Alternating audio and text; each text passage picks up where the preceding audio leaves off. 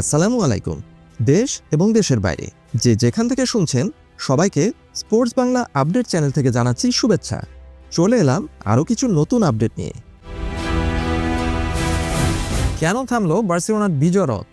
Real Sociedad ম্যাচের ময়নাতদন্ত। একজন ফুটবল বিশ্লেষকের দৃষ্টিতে রিয়াল সোসিয়েদাদ বনাম বার্সেলোনা ম্যাচের ময়নাতদন্ত বার্সা ভক্তদের জন্য তুলে ধরছি। টানা 2 সপ্তাহ লা লিগার বিরতি শেষে বার্সেলোনা যখন রিয়াল সোসিয়েদাদের ডেরায় অর্থাৎ রিয়াল অ্যারেনায় পা রাখল, তখন তাদের আত্মবিশ্বাস ছিল তুঙ্গে। টানা 9টি লিগ ম্যাচ জেতা, সাথে স্প্যানিশ সুপার কাপ আর কোপা দেল রের জয়, সব মিলিয়ে বার্সেলোনা ছিল অপ্রতিরোধ্য এক দল। কিন্তু ফুটবলে একটা কথা আছে, সব দিন আপনার হবে না। রবিবার রাতে ঠিক সেটাই হলো বার্সেলোনার সাথে। চলুন দেখে নেই ম্যাচের 3টি প্রধান আলোচনার বিষয় কী ছিল। আক্রমণ ভাগে দাপট দেখিয়েছে বার্সেলোনা, কিন্তু ফিনিশিংয়ে আক্ষেপ রয়ে গেছে। ম্যাচের শুরু থেকেই বার্সেলোনার অ্যাটাকিং ফুটবল ছিল দেখার মতো। বিশেষ করে প্রথমার্ধে তারা মাঠের প্রতিটি প্রান্ত থেকে আক্রমণ করে রিয়াল সোসিয়েদাদকে কোণঠাসা করে ফেলেছিল। কিন্তু সমস্যাটা হলো বল গোল লাইন পার করা যাচ্ছিল না, অর্থাৎ গোলটাই পাচ্ছিল না বার্সেলোনা। পরিসংখ্যান কি বলছে? বার্সেলোনা এই ম্যাচে রিয়াল সোসিয়েদাদের চেয়ে দ্বিগুণ সুযোগ তৈরি করেছিল, কিন্তু ফিনিশিংয়ের অভাব এবং দুর্ভাগ্যের কারণে সেগুলো গোলে রূপান্তর হয়নি। ভিএআর যদি বাগড়া না দিত, তবে প্রথমার্ধে বার্সেলোনা বড় ব্যবধানে এগিয়ে থেকে খেলা শেষ করে দিতে পারত। বার্সেলোনার খেলা ছিল খুবই গতিময় এবং ক্রিয়েটিভ, কিন্তু দিনটি তাদের ছিল না।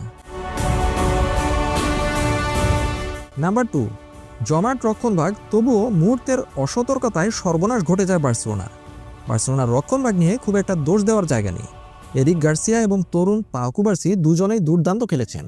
প্রতিটি ট্যাকেল এবং ইন্টারসেপশন ছিল নিখুঁত।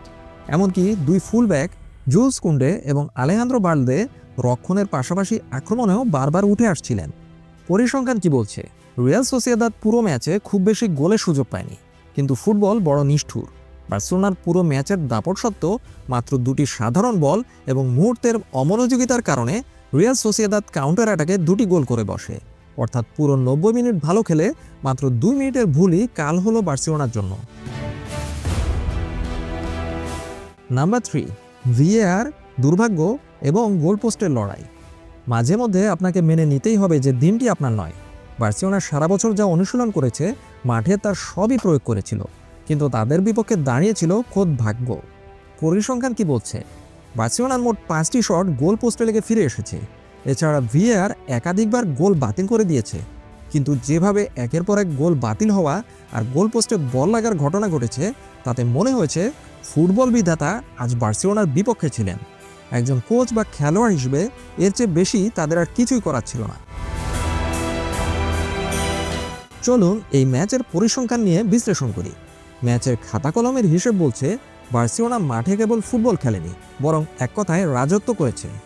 বল পজেশন, বার্সেলোনার দখলে ছিল 72% বল পজেশন, যেখানে রিয়াল সোসিয়েদাদ মাত্র 28% বল পজেশন নিয়ে এই ম্যাচে খেলেছে। এক্সপেক্টেড গোল সংখ্যা, বার্সেলোনার গোল পাওয়ার সম্ভাবনা ছিল 3.68, অর্থাৎ অন্তত 3 থেকে 4টি গোল হওয়ার কথা ছিল বার্সেলোনার। সেখানে রিয়াল সোসিয়েদাদের এক্সপেক্টেড গোল সংখ্যা ছিল 1.01।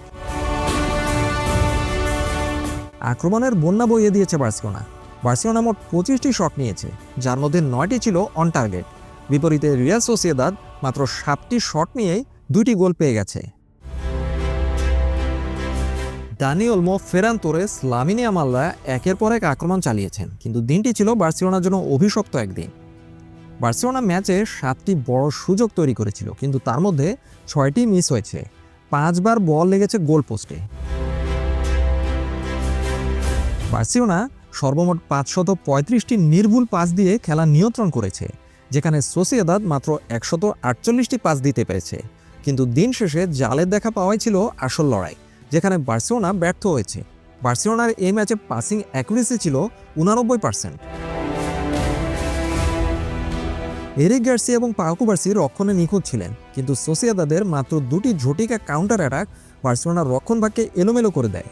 এছাড়া ভিএআর যেভাবে 3টি গোল বাতিল করেছে, সেটা নিয়ে বিতর্ক এখন তুঙ্গে। বার্সেলোনা স্রেফ একটি অভাগা ম্যাচ খেলেছে। এত বেশি সুযোগ তৈরির পর একটি গোলও ডিরেক্ট না পাওয়াটা আধুনিক ফুটবলে বিরল। দানি ওলমোর কিছু ফিনিশিং লক্ষ্যভ্রষ্ট হওয়া এবং রেফারির সিদ্ধান্ত, সব মিলিয়ে 11 বছর পর ইউসিএল জেতার স্বপ্ন দেখা বার্সেলোনার জন্য এটি একটি সতর্কবার্তা, কারণ এই ম্যাচ বার্সেলোনা দুর্ভাগ্যের কারণেই হেরেছে। সবাই ভাবছিল এই দুর্দান্ত ফর্ম নিয়ে বার্সেলোনা এই সিজনে উয়েফা চ্যাম্পিয়ন্স লিগে দারুণ কিছু করবে, কিন্তু লা লিগায় এই পরাজয় বার্সেলোনাকে একটি বিশাল ধাক্কা দিয়েছে। আপাতত এ পর্যন্তই। সবাই ভালো থাকুন, সুস্থ থাকুন, নিরাপদে থাকুন, এই প্রত্যাশায় আল্লাহ হাফেজ।